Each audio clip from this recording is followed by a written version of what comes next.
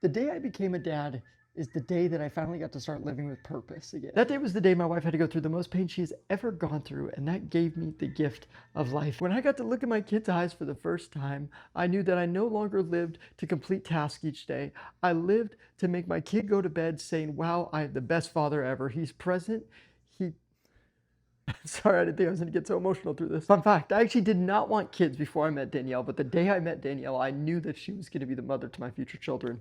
Everything changed from that moment on, and I picked a good partner, let me tell you that. When we got back home with Hudson, I did everything I could to make sure my wife was comfortable going through postpartum, took on most of the chores, most of the activities, waking up at 3 a.m. to make sure I could care for Hudson while she gets extra sleep. But you know what she did? She made sure every day to tell me how good of a dad I was being. You know what that does for a man? I had a wife that loved me, a beautiful child, and I felt important. I felt like I was doing a dang good job at it. On October 14, 2022, I went to a men's group that one of my buddies asked me to go to, and at this point I had just been introduced to Jesus. I was listening to all these guys talk about their experiences being a husband and being a father, and I realized something. I realized I was not being a good husband. At the time, we didn't have Hudson. I walked out of one of the conferences, I immediately called my wife and told her I'm sorry for not being a good husband. I told her from that day on, I was going to strive to be a better person every single day for her and our future family. You see, I had the type of father growing up that would provide for us. He would help out with the chores when he could, and he would show my mom the infinite amount of love, and it was such a good thing to see constantly. He loved us so much to the point that whenever we would get into a new hobby, he would study that hobby so he could know what was going on and be present with us. So I had a role model to look up to when I became a father. What's even cooler is that I've been able to share all this with you guys. You guys have seen the ups, you guys have seen the downs,